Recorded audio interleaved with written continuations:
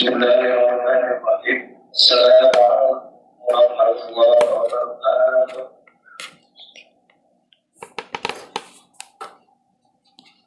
Alhamdulillah, nahmaduhu wa nasta'inuhu wa nastaghfiruh. Wa na'udzu billahi min shururi anfusina wa min sayyiati a'malina.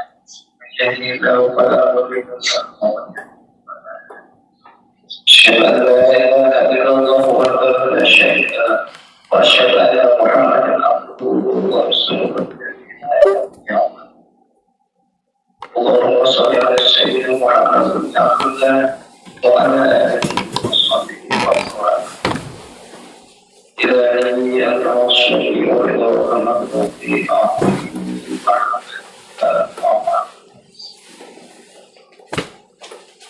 yang sama-sama kita hadiri datang tawalana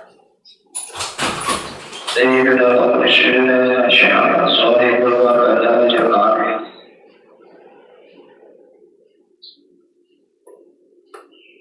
Sama-sama kita hormati dan kita muliakan masalah Sahibul Baik Bunda Istri dan Bapak Isa sekeluarga, juga ikhwan akhwat pengikut fadhiliyah nasabaniyah untuk pesantren Suliaya tergabung dalam hal yang Islamnya. Saya persilakan yang sama-sama hadir baik offline maupun online. Mudah-mudahan kita semuanya bersama dipahami.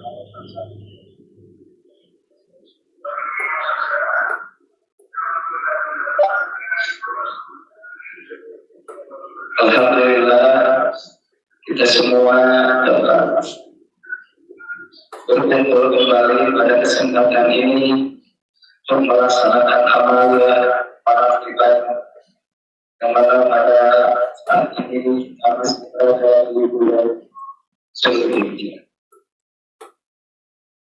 Sebagaimana kita ketahui bahwa bulan Zulhijjah itu termasuk salah satu dari syahrul Qur'an, yaitu bulan yang dihormati atau bulan yang diharamkan melakukan peperangan di dalamnya. Syahrul Qur'an itu adalah pertama Zulqa'dah, Zulhijjah, Muharram dan Rajab. Ramadan itu karena punya keistimewaan sendiri, jadi tidak termasuk. Jadi bulan Ramadan itu saya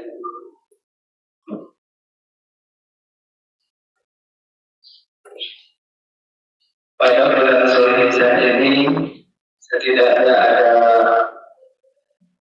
beberapa peristiwa yang agung. Yang pertama, pengorbanannya Nabi Ibrahim, bagaimana ia dipuji oleh Allah dalam hal keimanannya, ketaatannya, ketakwaan sejauh mana dipuji oleh Allah. Begitupun dengan Nabi Ismail.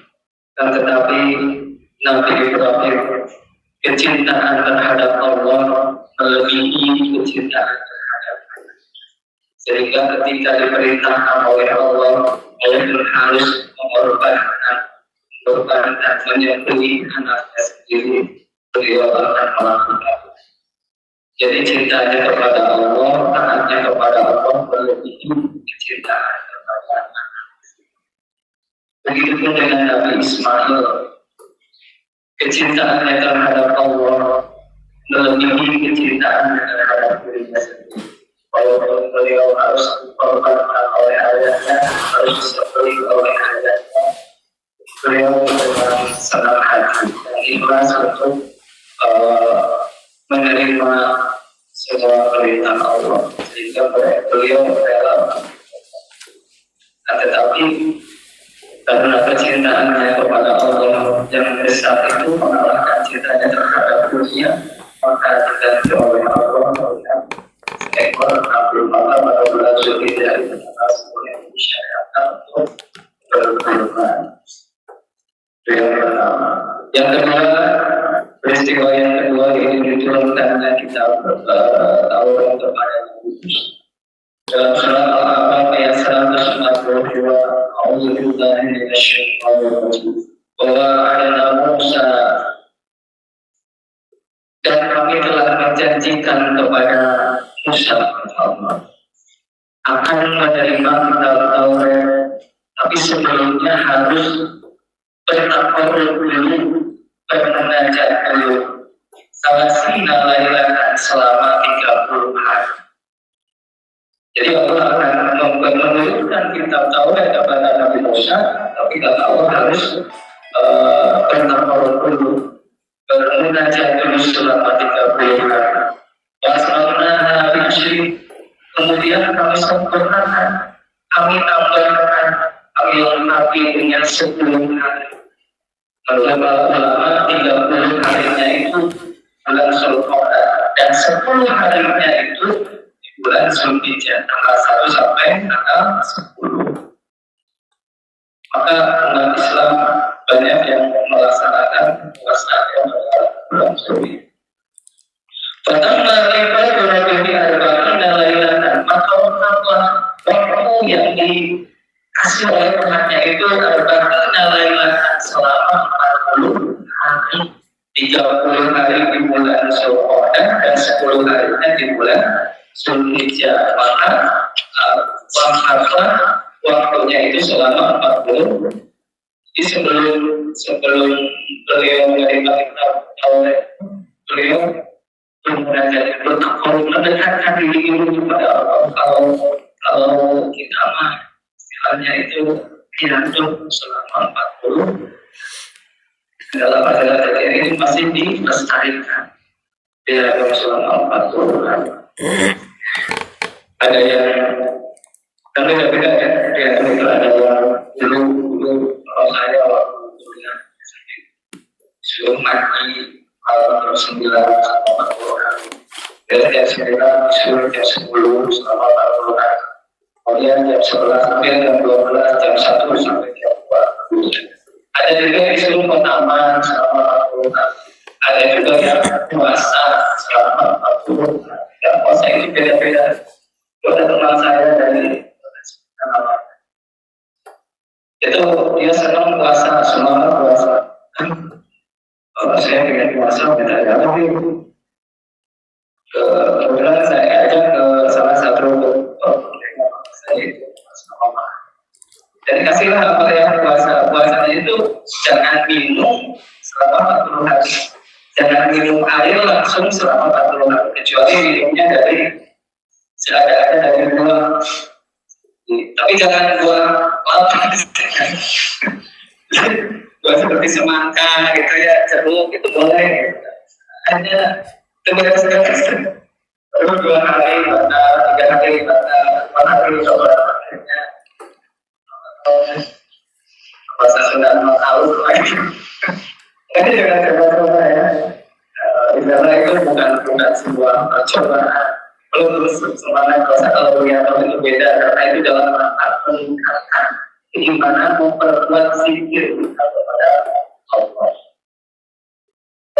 Jadi ya dalam 40 hari itu melestarikan meneladani perjalanan para nabi terdahulu. Tapi ada penyakitnya, biasanya kita itu sering lupa.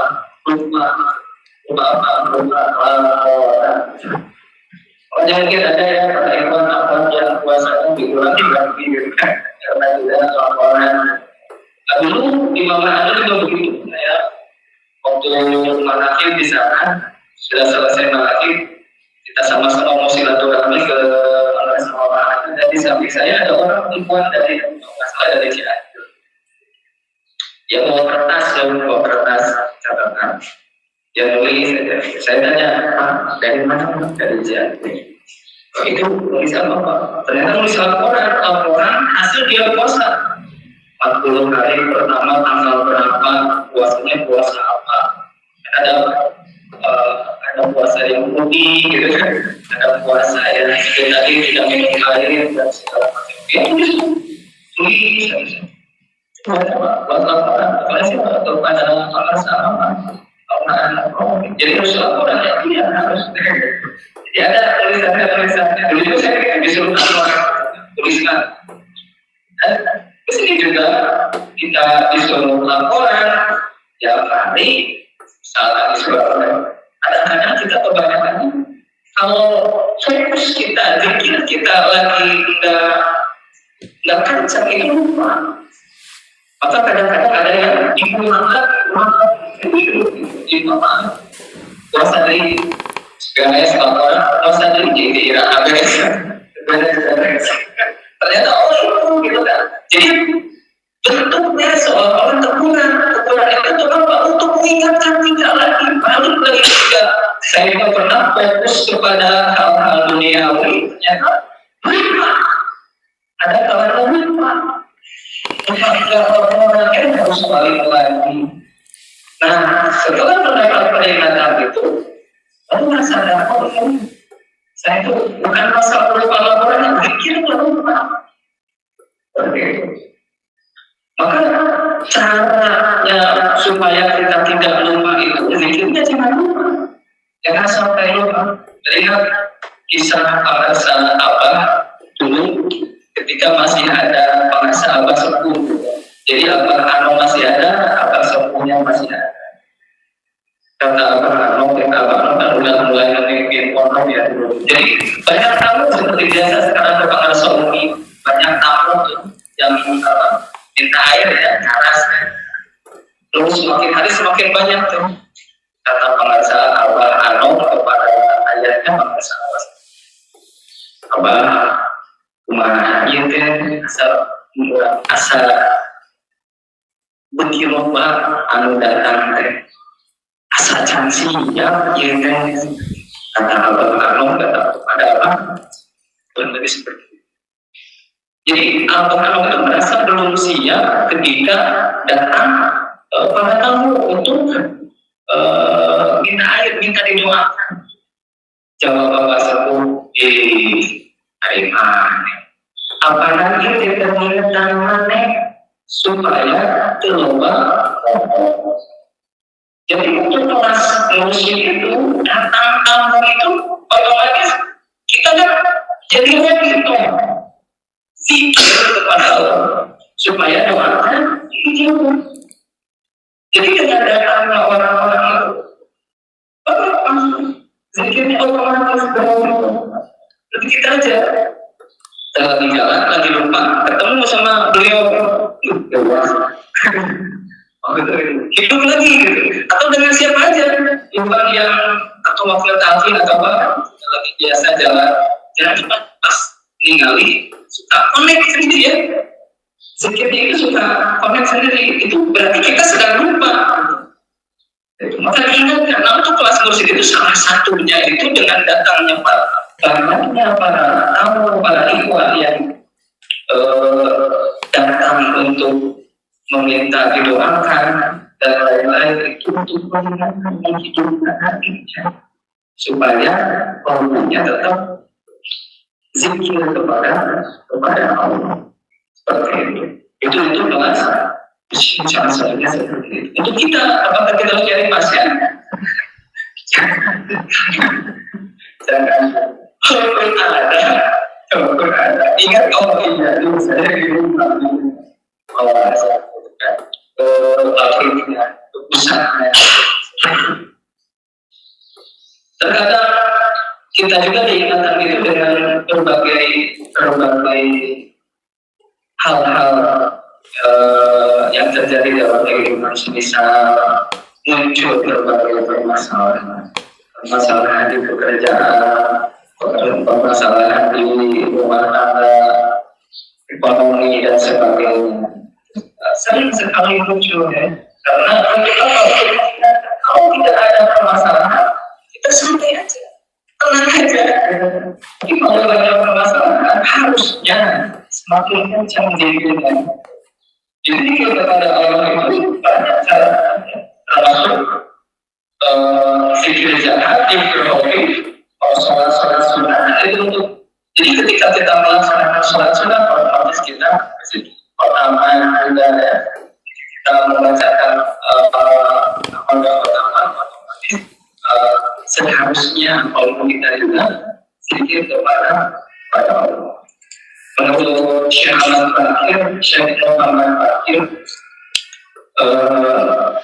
ihya itu penghidup hati Allah kita yang mati, penghidup hati yang mati otomatis kalau mati itu kan jadi lupa.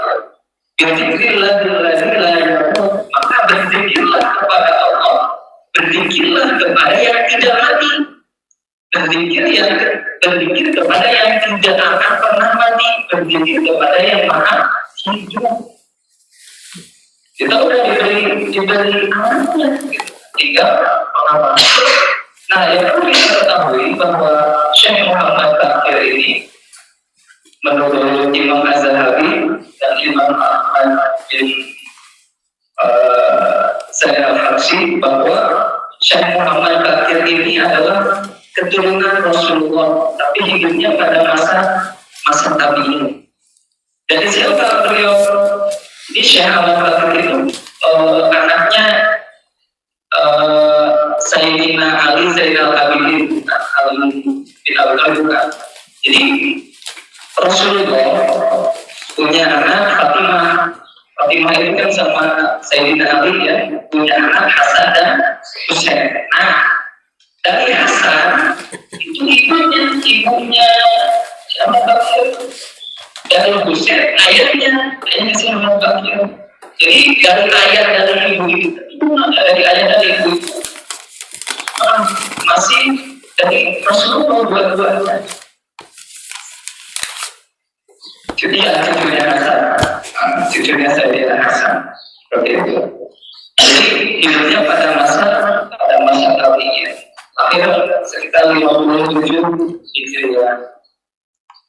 Ya, dari Madinah dan Madinah dari Madinah. Jadi ibunya itu dari keturunan Sayyidina Hasan, ayahnya dari keturunan Sayyidina Husain. Dalam silsilah oleh kemudian nasabah itu ada Nabi Muhammad, kemudian Sayyidina Ali, Sayyidina Husain, ayahnya itu Zainal Abidin, kemudian Syekh Muhammad Bakir, kemudian ke bawahnya itu putra Syekh Muhammad Bakir, Imam Ja'far seperti itu.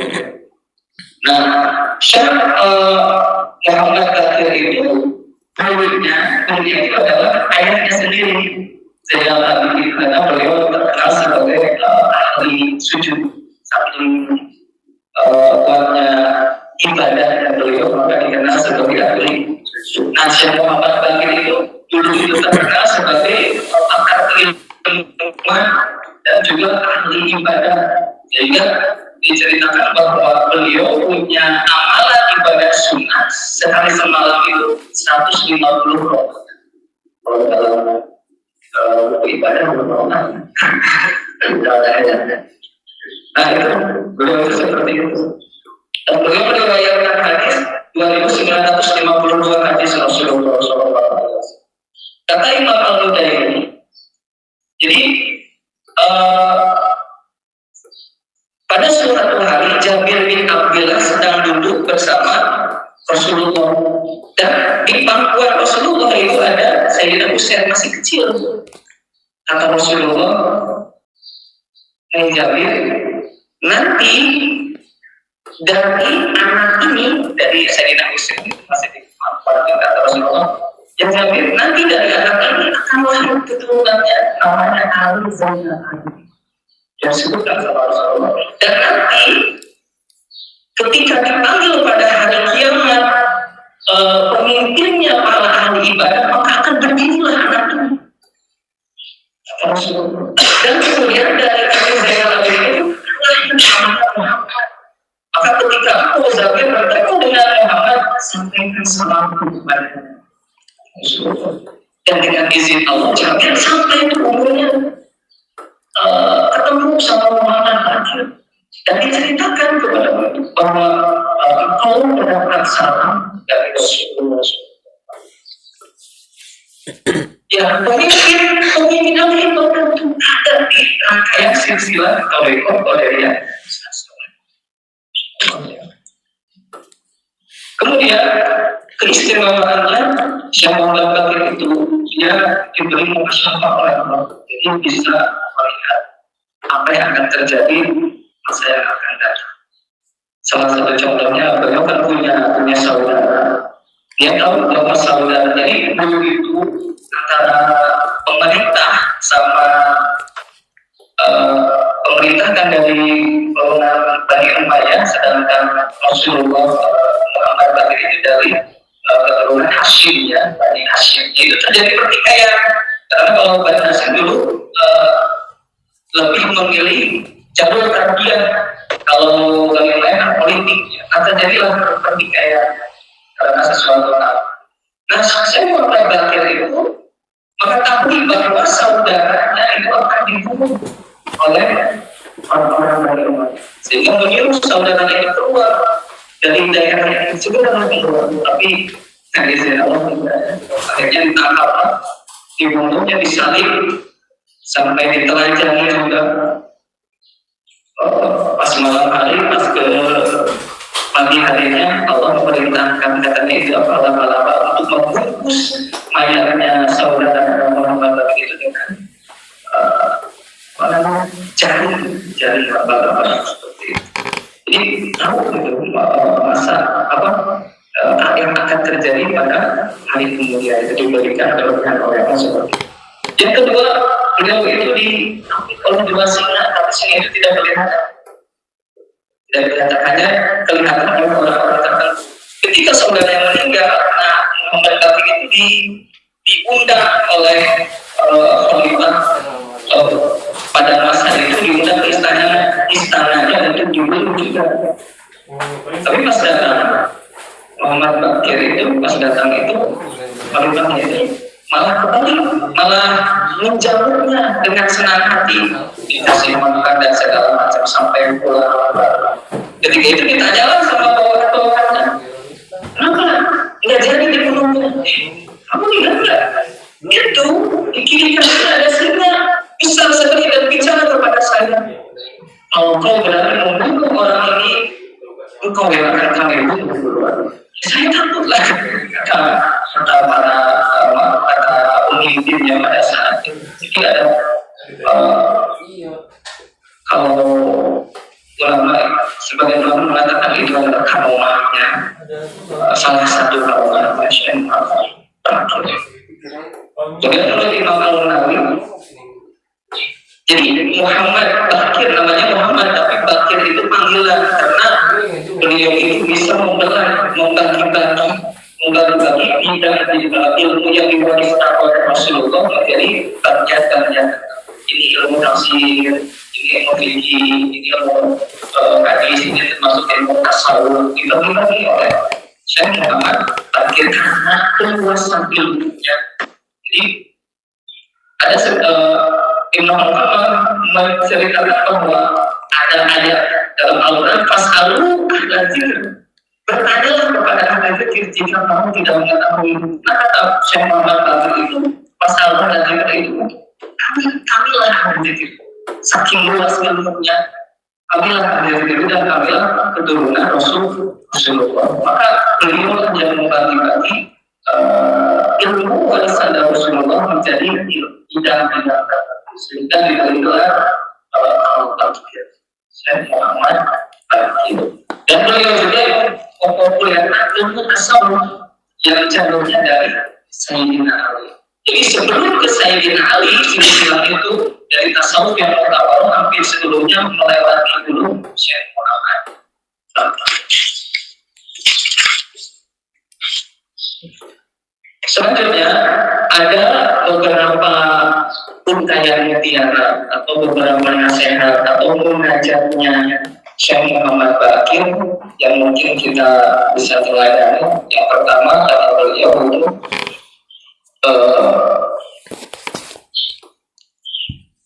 kalau ingin nikmat rezeki langgeng ada pada dirimu, maka perbanyaklah bersyukur. Perbanyaklah mengucapkan alhamdulillah. Kalau ingin nikmat itu tanggung kadang-kadang bersyukur. Ulah halal iman kerana kekayaan sakiut. Betul, begitu kan? Ternyata bukan tidak ada peningkatan, tapi kitanya kurang bersyukur.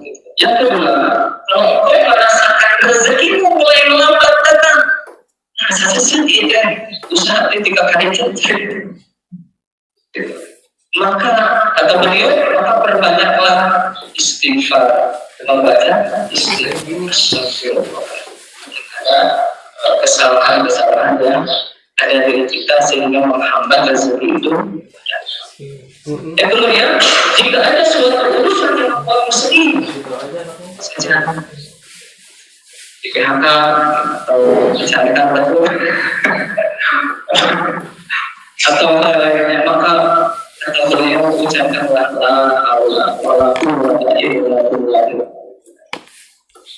kemudian apabila kau takut pada suatu kaum atau pada seseorang atau pada orang lain, maka ucapkanlah hasbunallah. Kemudian yang terakhir, apabila ada sesuatu yang membuatmu gundah, gelisah, maka ucapkanlah, perbanyaklah ucapan la ilaha illa anta subhanaka inni kuntu minaz zalimin.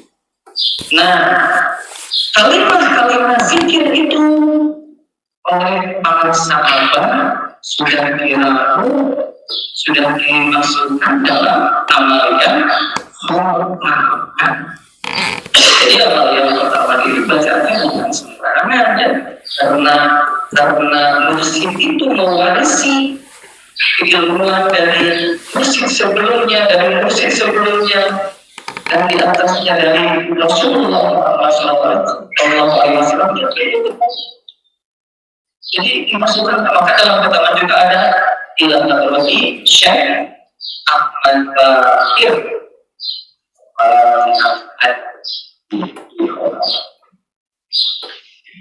dia pertama itu diawalkan dengan tawasul dan fatihah kita nih di kelompok gitu kan, doanya pada untuk siapa yang kita musibah, kalau kita sama-sama apa ada apa kayak nanti kita jualan kayak apa kenapa? Karena Al-Fatihah ini memang adalah intisari Al-Quran, disebutnya umul Quran. Diawali dengan ilah kepada Muhammad SAW. Apakah mereka mengeluhkan Fatihah dari kita? Mengeluhkan pahala Fatihah dari kita? Ya seolah-olah kita yang mengirim Fatihah kepada mereka. Karena bukan itu, ya. Kecuali kalau orang-orang biasa seperti kita bangsa wali doa. Siapa yang butuh? Kita, gitu kan, yang butuh. Kita yang butuhnya. Tapi kalau semua Nabi, para suhada, para salih, para ulama muslim, para syekh, para mursyid, itu bukan mereka yang butuh, tapi kita yang butuh dengan cara intinya ibaratnya itu menjejalkan diri supaya terbawa orang mereka, supaya terbawa oleh orang mereka. Jadi mereka yang butuh, seolah-olah mereka itu miskin Fatihah itu kan tiap hari. Bukan, kita yang miskin, kita yang khawatir tidak terbawa. Jadi kalau manusia seperti kita yang butuh didoakan, gitu kan. Kalau bagi mereka, kita juga yang butuh, gitu kan. Dan mereka banyak kita yang mendekat kepada mereka. Di khotaman itu udah lengkap diramu oleh para sahabat, tinggal kita mengamalkan. Ya, dengan tawasul, kemudian sholawat, kemudian al-syirah, untuk meminta dana kita pada Muslim. Karena kita tahu ya, Muslim. Jadi sesudah kesulitan itu ada kemudahan. Tapi sebenarnya kesulitan dulu atau kemudahan dulu disebutkan. Kesulitan kaya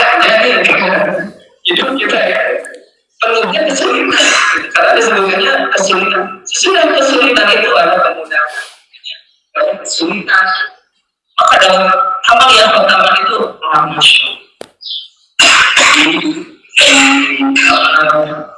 dicantumkan supaya untuk dibaca. Mudah-mudahan dengan itu, dengan kesulitan-kesulitan yang datang itu kita dapat bersabar, dan kemudian nanti ada sesudah Nasrul, kemudian ada al-ikhlas, supaya kita ikhlas benar-benar mengesahkan Allah, tidak ada lagi bermasalah selalu.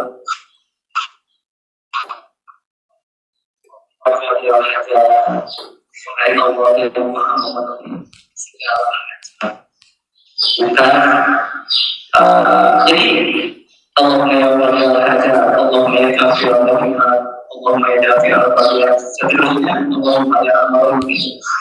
Semuanya itu apa namanya, ucapan permintaan tapi sopan sekali, sopan santun gitu kan.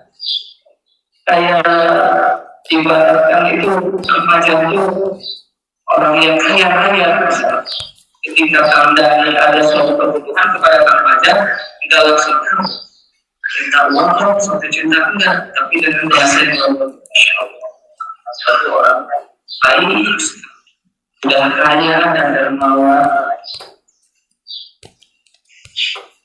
Ada apa ya? Enggak, pokoknya Kang Fajar itu baik, ada raya, ada dermawan. Dipuji aja. Ada apa ya? Enggak, pokoknya Kang Fajar pokoknya baik, kaya dan dermawan. Pengen apa ini? Udah kasih uang, ibaratnya enggak minta langsung. Begitu itu udah jadi doanya itu Allahumma ya Rasulullah. Ada riadonya, ada khataman, tapi udah riado 40 kali, udah khataman, kok kayaknya gini-gini aja, kayaknya gini-gini, harus tetap aja bicara ke atas. Malah terpuasa, malah riado, malah karena sebenarnya gitu ya, ketika terjadi ada bencana di sana, padahal ada ribuan di sana pengamal. Iya, cacat.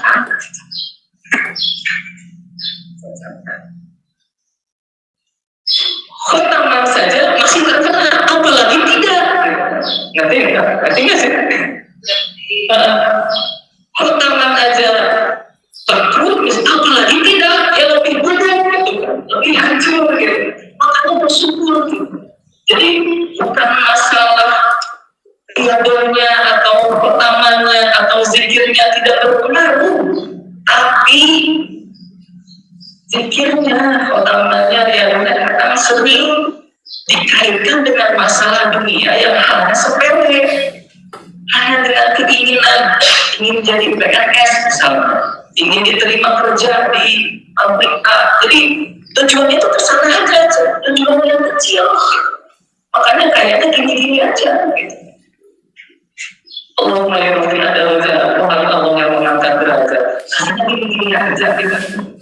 Coba bayangkan, biasanya kita itu azan zuhur, azan asar, mendengar azan, biasanya tenang-tenang aja.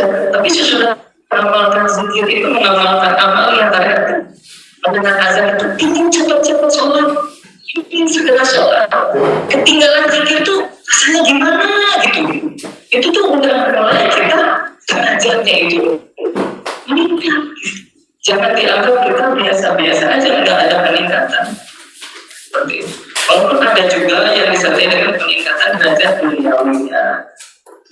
Tapi ketika kita belum ada asa meninggalkan zikir, hari-hari kan itu hari-hari saja. Jadi bukan kita belum berhasil, bukan kita belum meraih apa-apa, tapi kita yang pertama benar bersyukur. Syukuri apa? Kalau ingin nikmat itu, nikmat itu ingin kita mensyukuri, kata Syekh Muhammad. Seperti itu. Segini, sekarang begini, ya syukuri. Kok usahanya gini-gini aja, ada peningkatan di hal yang lainnya. Ketika kita biasanya meninggalkan diri itu enak-enak aja, tapi sekarang ada rasa gelisah. Kalau tidak segera mengkolot diri itu udah hancur. Ada keinginan tadinya nggak pengen pertama jadi pengen seperti itu. Maka seharusnya para pengamal terhadap itu peningkatannya luar biasa. Atau pengerasa apa mengenal mereka yang harus ayat dari kalian berpura kalau kasih ayat beda. Kita biasa-biasa saja, tidak ada semangat, tidak apa-apa, cuma syukur dulu, apa yang ada peningkatan. Saya kalau nggak ada, kalau kita benar-benar sudah. Jadi caranya zikir itu, caranya mengingat Allah itu banyak ya. Ada dengan zikir jahat, dengan zikir ini. Kemudian dengan sholat sunnah, dengan sholat dengan amal itu, maka ketika kita mengamalkan seharusnya kita juga ingat kepada Allah. Kalau kita tahu maknanya Allah yang mengatakan, wahai Allah yang melakukan segala hajat, wahai Allah yang melakukan segala hajat, baik hajat yang kecil sampai hajat yang besar. Kalau kita meresapi maknanya, mungkin tidak ingin cepat-cepat selesai itu pertemuan itu. Biasanya umumnya kita 3 melaksanakan dalam juga berapa? Kalau nggak yang aja 100 ya. 100 ya. Ya Allah, mengabulkan segala hajat ya Allah. Mungkin kita nggak akan cepat-cepat selesai itu, nggak ingin cepat-cepat selesai. Tapi karena kita mengakhirkannya kadang dengan hal yang kecil, hal yang sepele, maka seolah-olah ketika tidak tercapai apa yang kita inginkan, kita merasa putus asa. Padahal ada sesuatu hal, ada peningkatan hal lain, dalam hal lain ada sesuatu. Jadi amalkan dengan sungguh-sungguh, gimana pun keadaan kita sekarang pasti ada peningkatan, karena apa yang menjadi amal yang itu bukan hasil rekayasa mursyid semata, tapi itu benar-benar warisan ilmunya dari Rasulullah melalui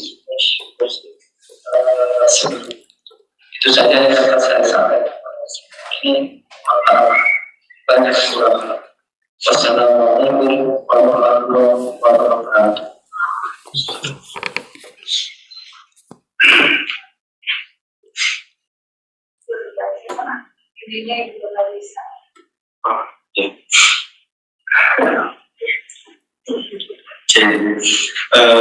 Maaf ya, tadi ada sedikit kendala di awal, jadi sampainya nanti jika banyak mungkin materi yang terskip ya, nanti kita share aja biasa di blog. Dan untuk Pak Ustadz barangkali bisa